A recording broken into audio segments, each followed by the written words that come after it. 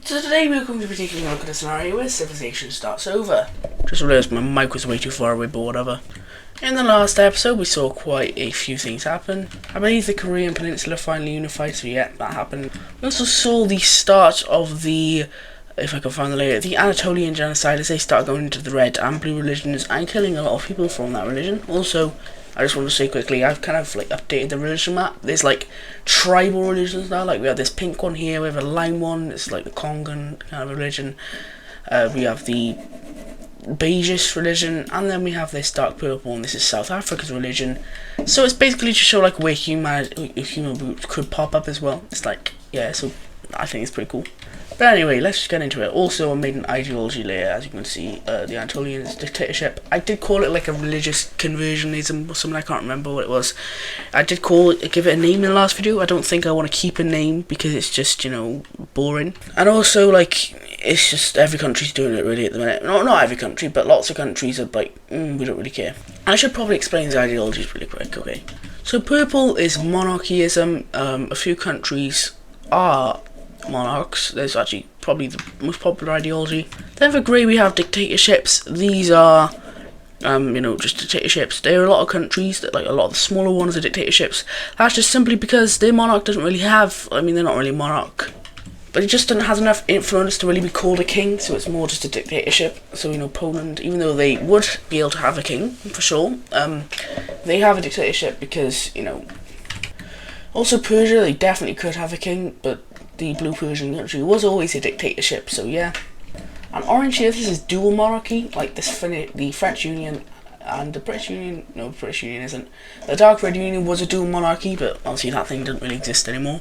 And yeah, there's just quite a few more alliances, and I'm actually going to make one more. I think I call them alliances, but this is going to be Holyism. It's a weird name, I know. And it's just going to be this country in the world, and I'm going to talk about this country a bit later in this video because there's some stuff I need to say about it. Anyway, first we're going to be starting in East Asia, as Japan is actually going to switch up their ideology a bit, and that is to become a constitutional monarchy. Now, Japan was a full-on monarchy before, but the Korean Union exists now, and they're a democracy. They're actually, I think, the only democracy in the world. These lime ones, I think, those republics. I think gold's military dictatorship, so yeah. There's also two new ones here. I think I forgot to get them. Did I show this in the last episode? I actually don't know. I might have. So, this whole bit looks stupid, so yeah. But these two don't have ideologies, I'll just fix that quickly. So these guys are both republics, yeah. Which is similar to a democracy. I don't think there's enough at the minute. Oh, there's also another military dictatorship down here with the lime team. I don't know why that is. I know we're getting too carried away, but yeah. Japan is definitely leaning towards more democratic route now. They want to be a democracy, but they're slowly transitioning. And we're also slowly transitioning out of the early medieval era. We'll see how that ends in a few episodes, because it's going to end with a bang, just like the last era. But I don't know if it'll be as big, but it definitely will be big. But, we're also nearly at the year 1000 now. We're about 25 years away, and we definitely will reach it within this episode. We're currently in the year 980, and yeah, stuff is kind of going good around the world. It's been a couple hundred years since the War of Succession, and the world is kind of booming at the minute. But other than that, we're going to see an invasion by China. Now, the Chinese have been a bit weird recently in the fact that they are being a bit expansionist. I don't think they haven't done anything so far, but they've also started to kind of, I don't know if they did this, but they've started to reduce the population of this religion over here. So yeah, they've been really weird. They've also been very expansionist with threats and stuff. And the threat is going to reach this pink country here. This pink country, which I would give it a name, but I don't know what it's called. And they gained land from Shandong in the War of Succession Peace Treaty. But other than that, yeah, they're going to get invaded by the Chinese, as they will move into this country real quick. And this is going to really alarm Korea and Japan, because, well, the Chinese are now getting up on our border, and we just aren't sure at the minute, because, what's happening with these guys? They've been really weird. So, the Chinese will continue to come into this country, eventually cutting off the peninsula from the rest of the country. Weird, I said country so many times. But then Japan will call the Korean Union into fight to, I guess, save the rest of the country, even though not really saving it by, destroying it with war. But China is going to invade this patch over here. And then slowly they will work into this capital area, and eventually they will take it. So we're going to end up seeing something like this happen with the Chinese getting these provinces over here, and then the rest is going to go over to the Koreans. We can also real quickly erase this capital city, and yeah, another country has been lost in East Asia. It's starting to become a lot less diverse, as the powerhouse in China has just been taking a lot of land. Yeah, we are going to see a kind of like forceful union with these guys. China doesn't really want to invade another country, so they're just going to send an ultimatum saying, "Hey, you're cooked if we don't. If you're cooked unless you just join us." And yeah, they're just going to join them. And China is going to take a lot of land, being all of this over here. And yeah, it's they're getting huge. I will sprinkle around a few more major cities while we're talking, but just like, they are getting extremely big, and Japan and the Koreans are getting extremely worried now because, like, why are they getting this big? Like, what? So to counteract this expansion, they're going to expand themselves, as the Japanese will take this land up here and the Koreans will take the rest down here. So yeah, this is definitely looking weird. I don't know. But there is definitely a lot more East Asian expansion at the minute. I'll also give Japan these two islands over here. And yeah, we are going to see a lot more exploration now of Siberia, as Japan and a lot of other nations, and just people in general in this area, are going to take all of this land, now officially knowing that Siberia isn't an island, and they're soon looking to connect both of this. Anyway, we're looking at this lavender country they're going to expand. And you may say it's a bit unhealthy, but at this point, they really don't care. They're just going to expand at this point, and I guess they're Baikalia. And they're not Baikalia from Olsen's Wixom, that's a different, obviously, completely different. They won't be like that as well. They're just going to chill around this area, and yeah. Anyway, now we come over to the Russian Empire, and they are going to have to let go of half of the country. And that is, if you remember back in the War of Succession, Russia actually lost a bit of land. They lost like all of this. I think they managed to gain it back after the Russian Civil War, and they got a new government and everything. But now that land is kind of wanting to get independence again. This is due to a different branch religion in this area over here.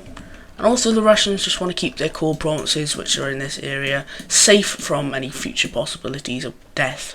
So we see a bit of a split. So we see the Russians get rid of all... No, not all of that. The Russians get rid of what could be some pretty valuable land in the future, but not right now. They don't really care right now. This is going to be like the Alaska sale in this series, I guess. But their capital will be in the only major city they have. That is a very icy one up here. Wrong colour. But yeah, right here they'll have their capital situated. So yeah, pretty cool. We won't actually have a Russia expand fully into Siberia in this series, which is nice because pretty much every single Wixom does that. So yeah, I just wanted to change things up a bit. Anyway, exploration is what the world is really hyped about at the minute, as they start to explore a lot more into the Himalayan area. The Chinese, the Persians, and the Bengali, I don't know, they will also explore this, and it does look a bit weird, so what I'm going to do is I'm just going to colour this in. They probably haven't explored the whole thing, but they get the gist of what it looks like, so I'm just going to do this because it looks nicer. So we see the Bengalis take this land, and then the Persians, they're going to take this, but they are going to not take any more, as there's going to be a bit of an issue going on for them. They are extremely unstable right now, and it's mainly because of the north over here, and this is kind of like, as you can see, there's a lot more cities down the south, but over here in the north, there's only a few, and that's because this is more of a kind of, I guess, rural area. I don't really want to say farmers because I don't know how many farmers going to be in like the middle of the Gobi Desert. This isn't the Gobi Desert, but I don't know how many farmers, because I know there's a desert around here, so I don't know how many farmers it's going to be, but I don't know, who cares. But there's going to be not a rebellion, but a split. So we see this whole region of the country split away, and there's not really anything they can do about this, because like, this is quite a hard area to fight in, as I said, this kind of desert here. So they're just going to let these guys go, and yeah, they're not going to have this little pointy sticky out bit anymore. A bit of an L, but they kind of just want to focus now on their main areas around here, so it's not too bad. So yeah, pretty cool. And we're coming over here back to Central Asia. We're going to see some more countries be born. So we see this, and quite a few countries have been born over here, and Central Asia is starting to slowly get a lot more filled in. As we see a red country down here we formed, I just think we don't have enough red on this map. There's only a few countries with red. There's Korea over here. I guess you could say maybe this country down here. These guys over here. This country and these guys. It's like a lot more orange. Probably there's a lot more pink. Pink's probably one of the most prominent colours on this map. There's just a lot more like greyish colours. There's too many purple countries. I don't know. Also, there's a lot of green countries. So yeah, we got to definitely reduce on that. Oh my god, there's so many green countries. It's fine though. I like the colour green. Anyway, we now see the new Russian country over here expand. Oh, actually, I need to talk about these guys first. But we also have this green team forming here, this grey one, and a light brown one here. I think that's all of them. And something to note about these guys, these are the first countries to be formed in the year 1000. Yes, we have officially hit the year 1000 now. Congratulations everyone, get your new millennium things out. Oh, damn it, I think all computers have crashed. Just joking, computers probably aren't going to create it for about another 1,000 years, so don't have to worry about that. Anyway, this new Russian country is just going to expand into some land over here and take all of this, and now they are looking a lot better on the map. I think this is actually looking really nice. I am just going to bring the explored land a bit more down, like this. That looks tremendously better. So now we at least have like a bit of breathing room between this country and the explored land. But yeah, it's all looking really good. Anyway, one of the final events of today's video is going to be a few conquests from the Anatolians. At first they're going after this puny little gold country down here, and they will simply demolish them completely, like there's no way they're surviving. And there they get fully annexed. We'll see another conquest come from a different event. So down here in Djibouti, obviously this is a pretty ancient time, so we have like pre-decided, I guess, brides for the princes and kings and stuff. But the prince, or the son of the king of this country, his bride has been having an affair with the king of this country. This is something I never thought I'd be talking about in a Wixo series, but yeah, it's happening.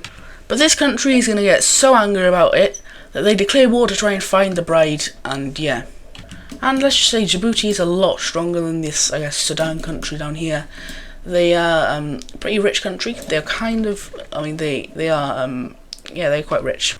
Only they do have a royal family, right? I'm not tripping. Yes, they are a monarchy, so yeah, I got everything right. But Djibouti is going to be able to come up around these guys, capturing the capital and pushing around here. And the rest of this land over here, the Djiboutians don't really care about. So the Anatolians are going to be like, I guess a tiny conquest wouldn't hurt too much. So they just invade into this land down here. This is the second of 4 conquests they're doing in today's video. It's a lot of conquests. So we end up seeing the country be split something like this. The Anatolians are fair to the Djiboutians here because they did do most of the work. So the Djiboutians will take this and the rest will go over to the Anatolians. Now we're letting them be in the desert a lot more. Then we see something quite bad happen, as the Diamond Alliance will kick out the Tunisians.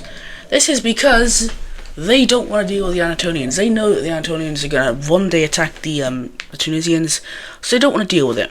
I'm actually going to lower the conquest of this episode to 3 because the next one is going to be quite a big one, so I don't really want that to happen in this episode. Maybe in a few episodes, or maybe next episode or the episode after that, because it is going to be a pretty big one, but who knows. Anyway, we do see now, unfortunately for any Libyan fans, the invasion of Libya by the Anatolians. One of the oldest countries in the world is going to get invaded. Over here, Libya was born in episode 3, I think, because, I don't know, I think it was like explorations from the blue team that got lost. But anyway, it doesn't matter, they're getting crushed now. As the Anatolians will work around the Saharan region, surprisingly, cutting up over here, and then boxing in the capital area. So yeah, the rest of this will get taken over by the Anatolians.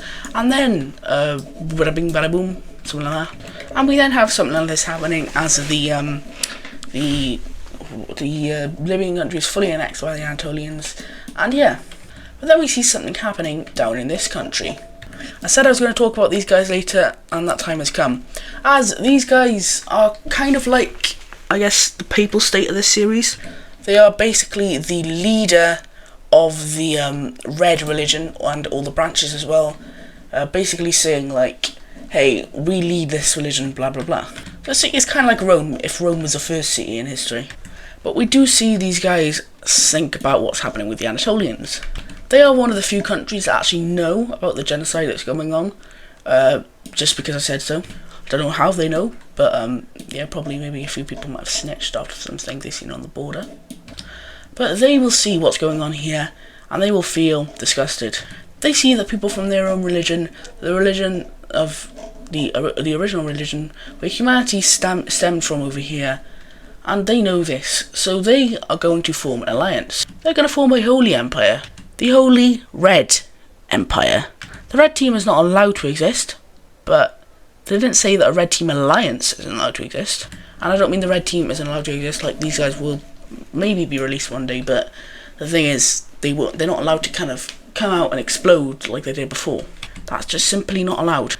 But these guys down here, yeah, they really missed the red team. The red team was the one thing that stopped any other country from coming into this area and fiddling with old kind of Mesopotamian areas.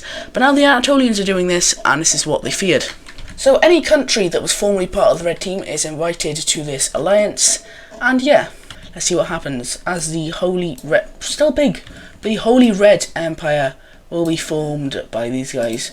And yeah, we'll see who gets to join now. Pretty much every country that is like scared for their lives will join this. Like Oman, this union over here is scared. These guys are scared because they actually bored them. These guys as well.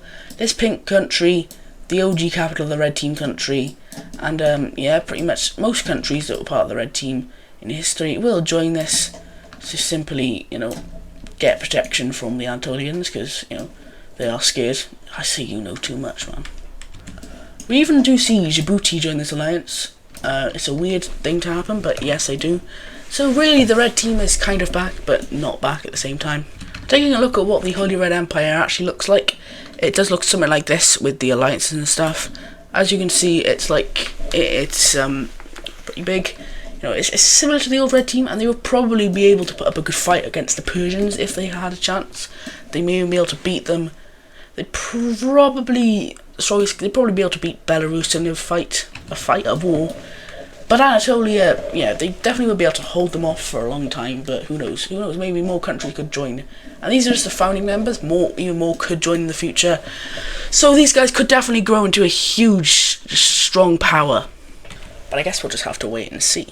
But they will have elections every few years. I guess not really like democratic elections, but they will have, yeah, I guess so. They will have democratic elections every 5 years to kind of choose who will be the next leader.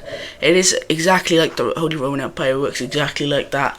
So every 5 years there will be a new country put in charge of this. Like it's going to start off with these guys, then it can maybe go to like, I don't know, the brown team could rule it for a bit, then it'll be maybe this country here, could even be this country, or even Djibouti, it could be them. But yeah, we'll see how this evolves into the future and what it will end up looking like. Anyway, thank you so much for watching today's video. This might be my favourite episode yet, because it's just a really like packed episode. Like lots of stuff is happening. I have lots of big events in today's episode, which may not seem too big at the minute, but definitely will be quite big in the future, and will mean a lot. So I'll see you guys in the next one. I hope you're having a wonderful day, I guess. But we'll see you in the next one. Bye bye.